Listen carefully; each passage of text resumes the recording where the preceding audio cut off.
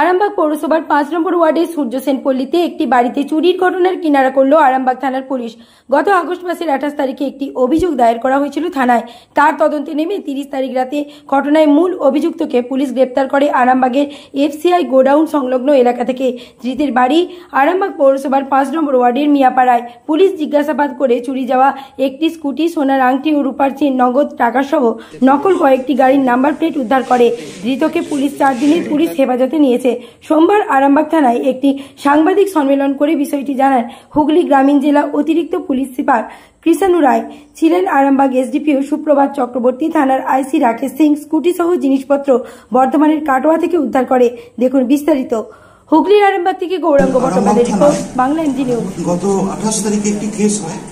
Case number হচ্ছে 496/2024 under section 334(1) এবং 303 subsection 2 বিএনএসএ।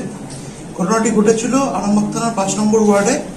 Sanjeev Kumar Dutta, উনি 26 তারিখ ওনার ফ্যামিলি নিয়ে ঘুরতে গেছিলেন এবং 27 তারিখ ফিরে এসে দেখেন ওনার বাড়ি থেকে কিছু জিনিসপত্র চুরি হয়, কিছু সোনার জিনিসপত্র চুরি হয়, কিছু ক্যাশ টাকা এবং একটি স্কুটি, এটা চুরি হয়। এবং চুরি হওয়ার সাথে সাথে আমাদের আরামবাগ থানা এই কেসটার তদন্ত শুরু করে এবং এই কেসের পিছনে কারা কারা যুক্ত আছে তার অনুসন্ধান শুরু করে। এবং আমরা 30/8/2024 রাত্রিবেলা 11:15 আমরা একজনকে অ্যারেস্ট করি এই কেসের সূত্রে। তার নাম হচ্ছে আপনার মোহাম্মদ শেখ রফিক এলাইস রফিক এলাইস বরকা, বয়স হচ্ছে 22। তাকে আমরা আরামবাগ থেকেই অ্যারেস্ট করি এবং অ্যারেস্ট করার পরে যে সমস্ত জিনিসপত্র চুরি গেছিল সেই জিনিসপত্রের মধ্যে আমরা একটি হার, একটি সোনার রিং এবং একটি স্কুটি, যে স্কুটিটা চুরি গেছিল সেই স্কুটিটা আমরা ও যেখানে দিয়েছিল স্কুটিগুলো সেই জায়গা থেকে বর্তমানে গিয়ে আমরা রিকভারি করি এই জিনিসগুলো। এবং তার সাথে ওর বাড়ি থেকে কিছু নাম্বার প্লেটও আমরা উদ্ধার করি। তো এটা করার পরে তাকে আমরা আসামিকে অ্যারেস্ট করার পরে পিসি পিরিয়ডে এটা আমরা করেছি এবং করার পরে আরো কিছু অ্যাসোসিয়েটদের নাম আমরা পেয়েছি যারা ওর সঙ্গে এই কাজের সঙ্গে যুক্ত ছিল।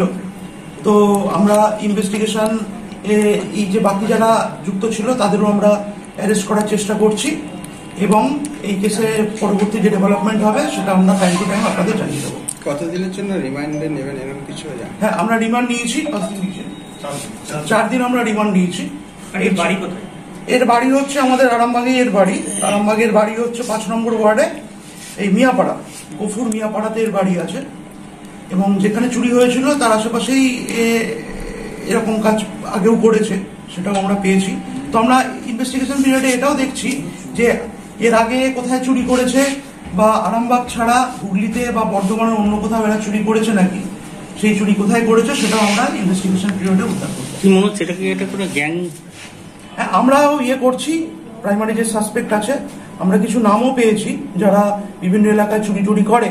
তো আমরা ইনভেস্টিগেশনের স্বার্থে সেই নামগুলি এখনই বলছি না, তবে আমরা এই বাকি এদের যারা গ্যাং মেম্বার আছে তাদেরও আমরা অ্যারেস্ট করে পুরো ব্যাপারটা, এদের পেছনে কারা কারা আছে পুরোটা আমরা উদ্ধার করবো। স্যার, এই চুরি রিলেটেড একটা যেটা করছেন, প্রত্যেক বছরই পুজোর সময়টা বিশেষ করে দেখবেন পুজোর আগে আগে চুরির এটা বাড়ে খুব, বিশেষ করে আরামবাগ শহরে যখন ফাঁকা বাড়ি হয় সেখানে চুরি বেশি হয়।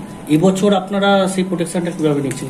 আমরা প্রোটেকশন যেটা বলছি, আমাদের চুরির অভিযোগ এখন যখনই আসে আরামবাগ থানায়, আমাদের আরামবাগের আইসি সাহেব বা এসডিপিও সাহেব এই চুরির কেসটাকে অন্যান্য কেসের থেকে অনেক বেশি গুরুত্ব সহকারে দেখে এবং আমাদের যে এসওজি টিম আছে বা আমাদের এখানে যে পিসি টিম আছে সেই টিমটাকে নিয়ে আমরা সাথে সাথে একটা টিম রেডি করি এবং রেডি করে চুরির কিনারা যত তাড়াতাড়ি আমরা করতে পারি সেই চেষ্টাই করি।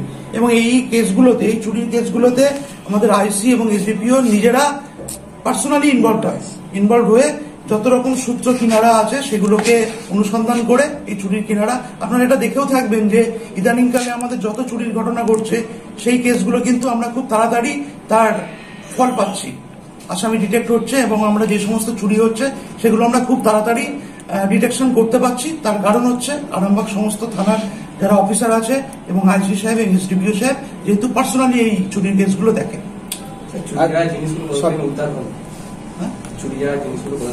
আমরা চুরি যাওয়া এই জিনিসগুলো আমরা বর্ধমান থেকে উদ্ধার করেছি। বর্ধমানে কাটোয়া রোডে এরা যেখানে মালগুলো দিয়েছিল সেই জায়গাটা থেকে আমরা উদ্ধার করেছি এবং স্কুটিটাও আমরা ও যাকে দিয়েছিল একজন তাকে তার কাছ থেকে পেয়েছি।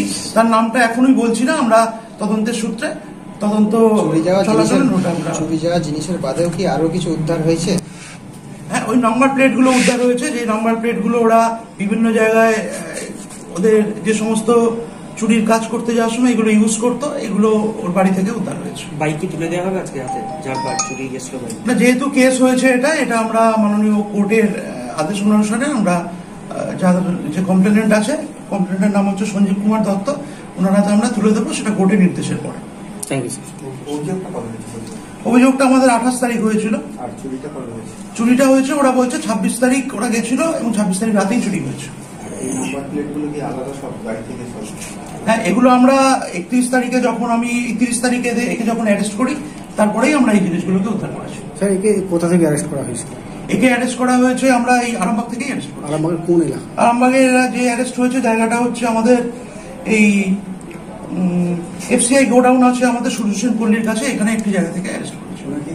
অ্যারেস্ট করার পর কি করবে? এখন রিমান্ডে আছে? এখন রিমান্ডে আছে। কত তারিখে অ্যারেস্ট হবে? অ্যারেস্ট হয়েছে 30 তারিখে।